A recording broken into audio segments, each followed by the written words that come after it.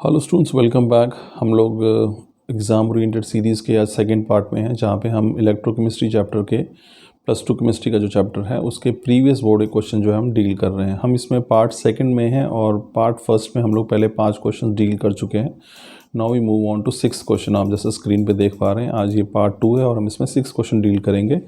And the question is how does lambda am very with concentration. ये सवाल 2022 में पूछा गया था। तो देखिए स्टूडेंट्स, लैम्डा एम मतलब molar conductivity. So molar conductivity जो है पूछा गया है कि कंसंट्रेशन जो है, अगर आप कंसंट्रेशन डिक्रीज़ करेंगे, मतलब आप अगर सोल्यूशन को डाइल्यूट करेंगे, ध्यान रखिएगा, तो लैम्डा एम पे क्या फ़र्क पड़ता है। तो आंसर देखिए क्या स्टूडेंट्स, जो मोलर कंडक्टिविटी है वो इंक्रीज़ कर जाएगी with the decrease in concentration. यानी कि जैसे आप किसी भी सोल्यूशन में को कि कंसंट्रेशन डिक्रीज़ करेंगे, मतलब उसे आप बहुत ज़्यादा डाइल्यूट कर देंगे, उस केस में जो मोलर कनेक्टिविटी है वो इंक्रीज़ हो जाएगी। क्योंकि देखिए हमारे पास क्या होता है स्टूडेंट्स, बिकॉज टोटल वॉल्यूम जो सोल्यूशन का है, जिसमें 1 मोल इलेक्ट्रोलाइट का है, वो भी इंक्रीज़ कर गया है।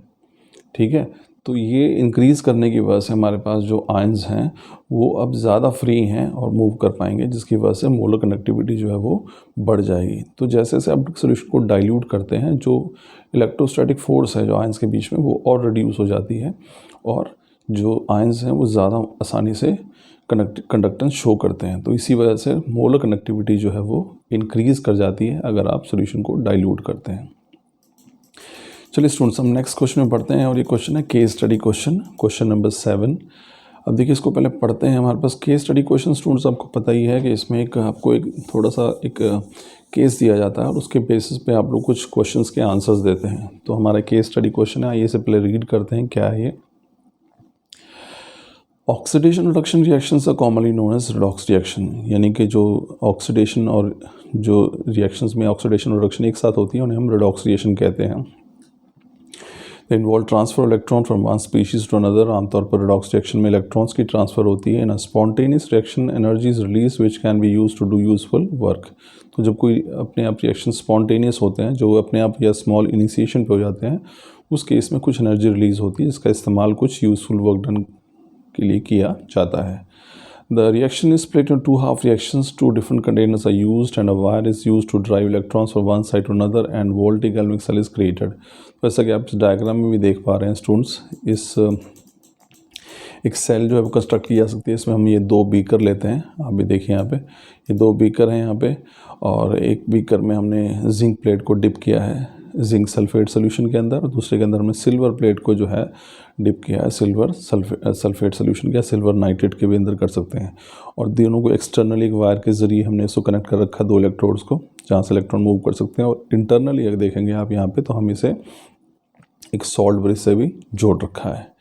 तो इस प्रकार से एक सेल जो है वो कंस्ट्रक्ट हो जाती है, गैल्वेनिक सेल जो है वो कंस्ट्रक्ट हो जाती है।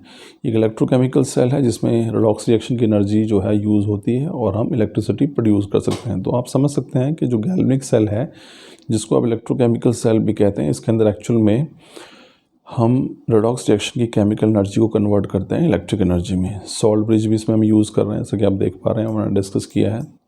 तो आइए इसी के बेस पे हम लोग कुछ क्वेश्चंस को डिस्कस करते हैं। पहला क्वेश्चन हमारे पास है, इस सिल्वर प्लेट एनोड और कैथोड। तो पहला सवाल इस केस स्टडी पे आपको यहाँ दिया हुआ है कि ये सिल्वर प्लेट जो आपको यूज़ की है, यहाँ पे देखिए ये सिल्वर प्लेट है, ये पूछा गया कि एनोड है या कैथोड है। स्टूडेंट्स यहाँ पे ध्यान रखिएगा कि जब भी हम इस प्रकार से कोई डायग्राम देखते हैं, तो राइट साइड का जो कंटेनर होता है उस पर हमेशा रिडक्शन होती है, और रिडक्शन हमेशा कैथोड पे होती है। तो R is for right, R is for reduction, और ये राइट साइड पे होगी रिडक्शन, इसलिए ये कैथोड का काम करेगा। तो आपका जो सवाल है यहाँ पे कि सिल्वर जो है प्लेट वो एनोड का काम कर रही है कैथोड का, तो आंसर इज़ कैथोड। क्योंकि हमने जो सिल्वर प्लेट है उसको कहाँ पे लिया है, राइट साइड पे लिया है। राइट पे रिडक्शन होती है और रिडक्शन हमेशा कैथोड पे होती है, तो सिल्वर प्लेट जो है दैट एक्ट एज कैथोड। चलिए अगले सवाल पे चलते हैं। Question is what happens if salt bridge is removed. अब देखिए सॉल्ट ब्रिज आपको स्टूडेंट्स पता है कि 2 ही सवाल पूछे कि अगर सॉल्ट ब्रिज को आप इसमें से हटा देंगे तो फिर क्या होगा। देखिए सॉल्ट ब्रिज 2 काम कर रहा है, एक तो इलेक्ट्रिक सर्किट को कंप्लीट कर रहा है और दूसरा इलेक्ट्रिकल न्यूट्रलिटी को मेंटेन कर रहा है।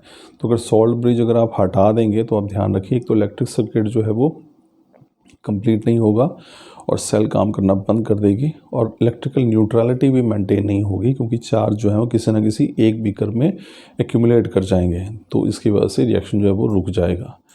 अब देखिए नेक्स्ट क्वेश्चन देखिए स्टूडेंट्स क्या है, when does electrochemical cell behaves like an electrolytic cell.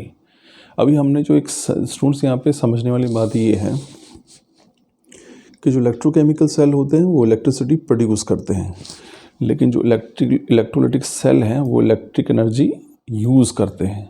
तो इलेक्ट्रोकेमिकल सेल में क्या होता है, रेडॉक्स रिएक्शन की केमिकल एनर्जी किस में कन्वर्ट होती है, इलेक्ट्रिक एनर्जी में।